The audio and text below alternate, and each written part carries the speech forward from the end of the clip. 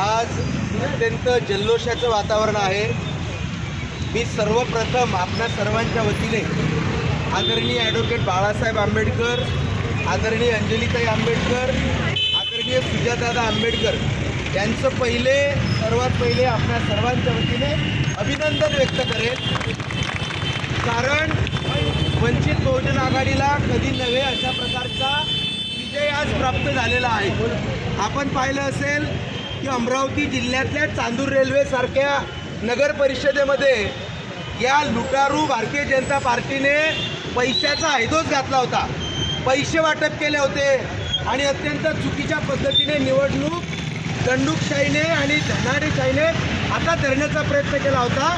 परंतु त्या ठिकाणी वंचित बहुजन आघाडीच्या अधिकृत उमेदवार ज्या होत्या त्या डॉक्टर प्रियंकाताई विश्वकर्मा यांचा दणदणीत विजय झालेला आहे। आपण सर्वांनी त्यांच्याविषयी टाळ्या वाजवायच्या।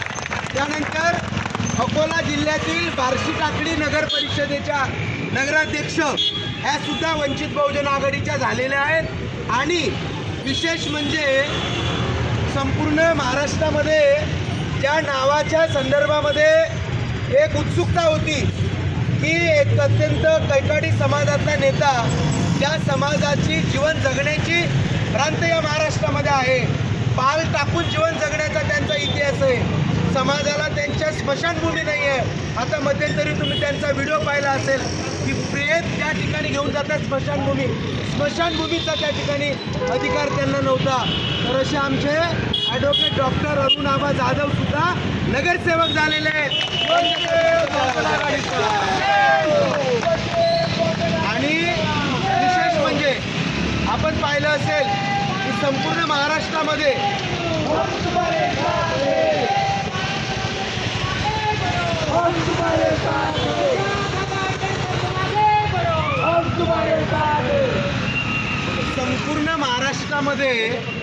सर्वात कमी वयाच्या म्हणजे विशेष, कारण वंचित बहुजन आघाडी हे नेहमी विशेष करतं, ॲडव्होकेट बाळासाहेब आंबेडकरांचं नेतृत्व हे संपूर्ण देशभर एक विशेष नेतृत्व म्हणून ओळखलं जातं। तर त्या भूम नगर परिषदेच्या, धाराशिव जिल्ह्यातील भूम नगर परिषदेच्या ज्या नगरसेविका आहेत इंजिनियर रीमा ब्रह्मदेव शिंदे मॅडम, या संपूर्ण महाराष्ट्रामध्ये अत्यंत कमी वयाच्या नगरसेविका म्हणून निवडून आलेल्या आहेत। अशा प्रकारे संपूर्ण महाराष्ट्रामध्ये ज्या 288 नगर परिषदा नगरपंचायतीचा आज रोजी निकाल लागलेला आहे, त्यामध्ये जवळपास 50 ते 60 नगरसेवक वंचित बहुजन आघाडीचे आलेले आहेत।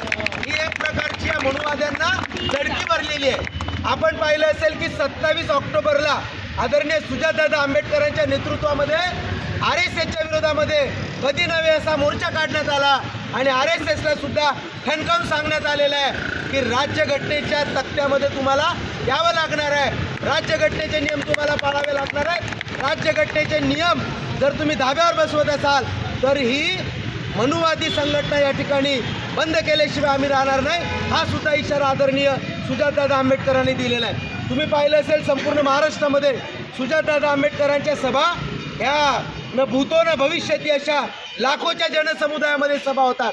मग तो SC समाज असेल, ST असेल, बहुजन वर्ग असेल, मुस्लिम समाज असेल, सगळे मंडळी या सभेमध्ये येताना आपल्याला दिसतात।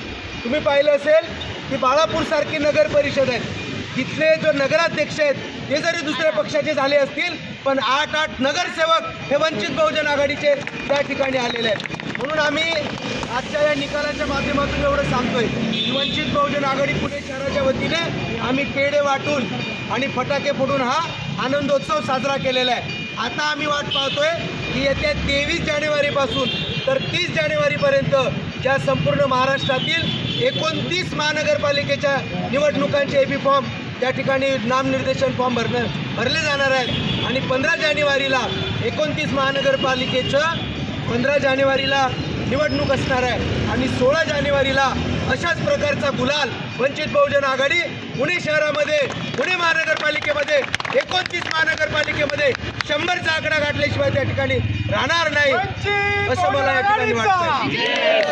ॲडव्होकेट बाळासाहेब आंबेडकर आप संघर्ष करो, हम तुम्हारे साथ हैं। ॲडव्होकेट बाळासाहेब आंबेडकर आप संघर्ष करो, हम तुम्हारे साथ हैं।